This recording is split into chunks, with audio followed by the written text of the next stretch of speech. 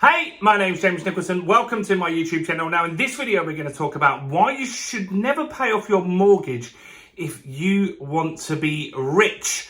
Now, before we jump into this video, I really would appreciate it if you can help me with the YouTube algorithm. You see, we want to get more views on this content. The channel's been growing really fast.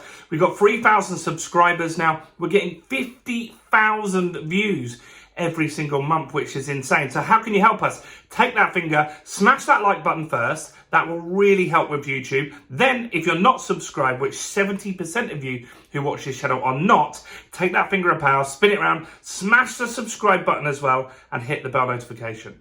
Now, I want to make sure I cover something before we jump into this content. Now, I know some people are just going to see the title, they're going to jump in the comments and be a little angry. So first and foremost, you should only invest money that you can afford to lose. I am not a financial advisor, but I'm going to be sharing my experiences on how I've used equity in property to build a very nice little portfolio for myself. And I'm also building one for my two daughters, Georgia and Emily, at the moment. Now, obviously in the current climate as well, you need to seek financial advice and see if this works for you. And you need to make sure that anything that you take on, any debt that you take on, that whatever happens, look at the worst case scenario. Are you still going to be able to afford that debt then? Right now, with all of that covered, let me talk about how you can turn a relatively small investment into a multi-million pound portfolio, which is what I've been able to do over the years. Now, my first property I bought in Dorking in Surrey, walking distance from this office right here. It's about a 1-minute walk to that flat. And I bought that property for 45,000. Now I'm going to use round numbers to make this a little easier to follow along with. So I'm going to say that we bought it for £50,000, which we paid there or thereabouts, right?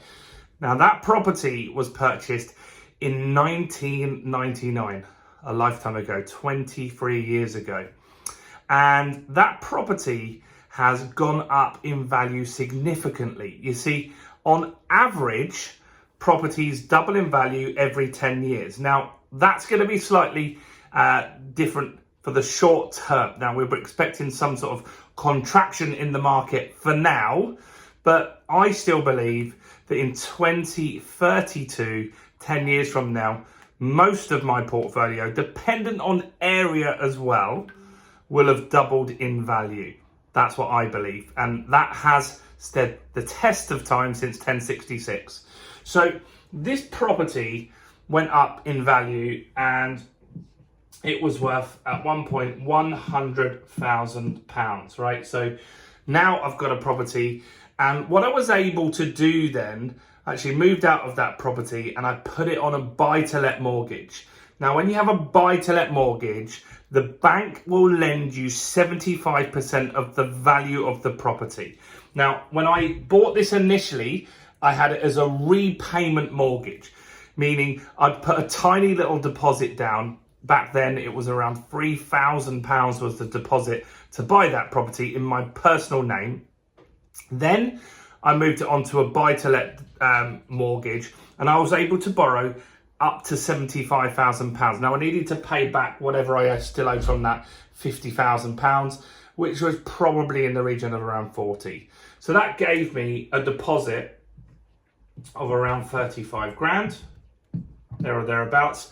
And then I bought my second property in Hastings, down in Sussex. Now I bought a flat down in Hastings for £77,000. So I now had two properties. I now had £170,000 worth of assets. Now here's the thing, right? If I pay those assets off, then great, I've got some financial stability. So this is really for people that want to leverage their money and be able to use that money to buy other investments, if that makes sense, right? So now I've got £177,000 worth of assets. These are both going up. So I've got let's see, I've got 100 grand flat in Dorking. I've got a 77k flat in Hastings, right? Now, every 10 years, it's worked out for me that these have doubled in value. So this property went up to £200,000 at one point, and this went up to around 150 at one point. Now, what I then do is then I take out more money. Now, with this one, I owe the bank £75,000 because I've got a buy-to-let mortgage on that in there. And so I owe the bank that money. And so I'm able to now borrow against this property because it's now worth £200,000. So I can borrow 150, right? And so by borrowing 150, that allows me to buy another property, which I bought another house in Hastings for £110,000. And so I've now got a property worth 110. I've got a flat in Dorking worth 200. I've got a flat in Hastings. This one was really in bad condition, so needed a lot of work, right? Which is why it's cheaper. So what you're able to do here is just leverage and release equity. And I don't have any plans to pay those off. So we have two options of a mortgage, right? You can have a repayment mortgage, which pays down the debt that you owe, right? It pays down the debt that you owe. And so that's great, right? Eventually you will own that property outright, which is very, very good. And lots of people want to do that. But if you've got an investor mindset and you want to leverage your money, you see, I started with a £3,000 deposit on this house here, right? All I had was £3,000, but because the house value went up to 100, I'm able to pull out substantially more than that to use to buy this property over here. Now I've got two assets going up in value, doubling every 10 years. And again, maybe 5 years later, I can pull out a substantial amount of equity from those properties and buy more. And that's what we're doing as property investors to grow our portfolio and leverage our portfolio. So this flat here went from 50k and now it's worth 250k in the current market, which is pretty good, right? And so we will release equity. Now, not all of my portfolio is fully leveraged. So this property right now doesn't have a huge mortgage on it because I wanted to keep one or two of my assets with low mortgages just in case the market has some sort of crazy turn, which possibly could happen. So I don't want to be massively leveraged, but in the beginning where I'm starting out, I am more leveraged, and over time you want to just start paying those down. So I'm not massively keen on paying all of these off, but at some point when I get to my 60s and 70s, I will look at maybe pulling more equity out or transferring those properties over to Georgia and Emily and maybe any grandchildren, hopefully, that we've got at that point in time, right? And so what you can do is you can take a small little house. So we had a 50 grand house that needed a £3,000 deposit, right? That turned into a 100 grand house, turned into a 200 grand house, turned into a 250 grand house. Now, I could have just kept that property as one asset, but I didn't. I took money out at various different points. At this point, I pulled out 35k. At this point, I pulled out, how much would I pulled out? So that was worth 70, I had 75 then. I pulled out another 75k there. So that allows me to go and do other deals, right? Now, that's where that one stopped. I've got some equity in there at the moment, so I've got 150 grand mortgage on a 250 grand asset, but I've got that option to pull out more equity, which I'm not doing just because I want to see what happens with the market, but I've got that option to then be a cash buyer to go and buy more properties at auction. And so what I'm saying is you can leverage the assets that you've got. This is going to be the easiest way for you to buy additional properties. Saving up deposits is not easy. If I wanted to buy this same flat now, even on a residential mortgage, I'm gonna need around a 25 grand deposit, which is a lot of money, right? If I want this on a buy-to-let, it's gonna be more than £50,000, the deposit. Just on that, it's gonna be closer to £70,000, the deposit on that property, which is very difficult to save.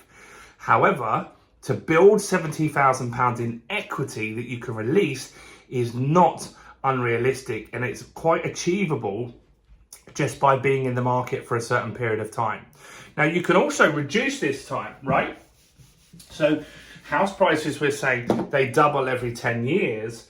But what if you bought a property for £60,000 at an auction, which I just did for Georgia, and then you refurbed it for £12,000, and then you had legal fees and all of that kind of stuff. So you were roughly in the property for £75,000, and then you got the property valued at £100,000. You can then pull all of your money out of that deal. So the bank, you could buy that at auction, right? So you're going to buy with cash or a bridging loan, you call it. That's going to cost you 60. The refurbishment is around £12,000. And all of that you're in that deal for £75,000. Now, if you do that to a standard that gets it valued at 100, which is what we did, you're now able to get all of that 75 grand back, and then you can go again and you can do another deal. So we've got no money left in that deal, and that makes this process faster, right? And now I can go and do another deal, and I can have 200 grand houses doubling in value every single 10-year period. And that is how you can really speed up the process. Another way you can do this is to add value that increases the value even more, like bedrooms, like lofts, like extensions. Doing those things will really, really speed up the process. So I'm not a massive advocate of paying down your mortgage if you want to be an investor. However, if you're not investment minded, then that is good for you, and you can pay that mortgage down. That is not a problem. So I'd love to know your thoughts on that. Do like this video if you didn't earlier. Comment, let me know your thoughts. Any clarity that I need to give you from this video, do put that in the comments below. And do check out all the other content we've got on the channel, including this video right here.